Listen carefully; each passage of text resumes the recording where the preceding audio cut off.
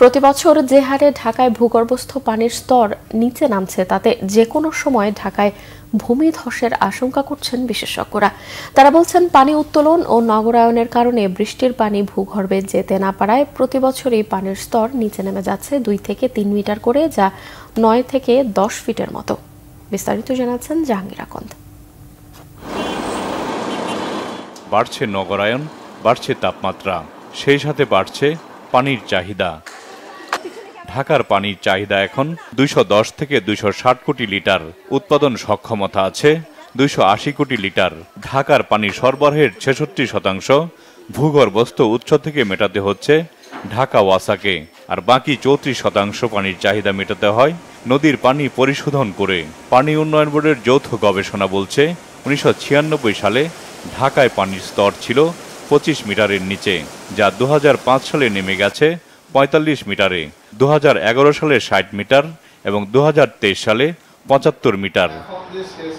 বিশেষজ্ঞরা বলছেন, 10-12 বছর পর এটা 132 মিটারে নেমে যেতে পারে।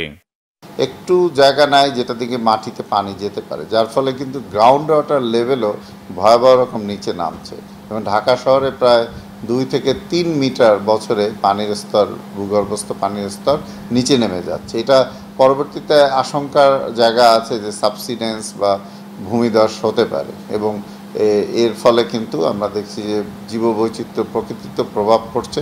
কারণ সারফেস ওয়াটার না থাকলে আপনার গ্রাউন্ড ওয়াটার অনেক নিচে নেমে গেলে আশেপাশে পুকুর, খাল, বিল এগুলো শুকিয়ে যাচ্ছে। তবে 2029 সাল নাগাদ 67% পানির চাহিদা মেটাতে নদীর পানির উপর নির্ভর করতে চায় ঢাকা ওয়াসা। ভূগর্ভস্থ পানির উৎস হতে চাহিদা মেটানো হবে 33%। সেজন্য পদ্মা মেঘনা নদীর পানি পরিশোধন করে সরবরাহে জোর দিয়েছে ঢাকা ওয়াসা। পদ্মা থেকে তারা পানি আনবে, যে জায়গা থেকে পানি আনবে আমি দেখতে পাচ্ছি এখন থেকে 3-4 বছরের মধ্যে নদী আরো 3-4 কিলোমিটার পশ্চিমে সরে যাবে। তাহলে আমি যে পয়েন্টটার নদীর থেকে পানি আনার জন্য ব্যবস্থা করলাম সেটা তো চর পড়ে যাবে। কাজে অনেক কিছু প্রশ্নবোধক চিহ্ন আছে। কয়েকদিনের মধ্যেই দেখবেন ঢাকাতে পানি সরবরাহের সমস্যা হবে, কারণ পদ্মা থেকে পানি আনতে পারছে না। ঢাকার চারপাশের নদীগুলোর দূষণের মাত্রা বেশি থাকায় পরিশোধন সম্ভব নয় বলেই পদ্মা থেকে পানি আনতে হচ্ছে, যা অনেকটাই ব্যয়বহুল।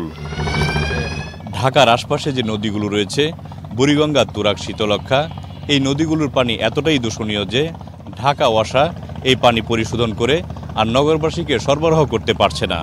তারা এখন নির্ভর করছে পদ্মা নদীর পানির উপর, যার কারণে অনেকটাই ব্যয় বেড়ে গেছে। বিশেষজ্ঞরা বলছেন, যদি এই নদীগুলোকে দূষণমুক্ত করা যায়, একদিকে যেমন নগরবাসীর পানির চাহিদা মিটবে, অন্যদিকে নদীগুলোও বেঁচে যাবে। জাহাঙ্গীর আকন্দ, বাংলা ভিশন, বুড়িগঙ্গার তীর, ঢাকা।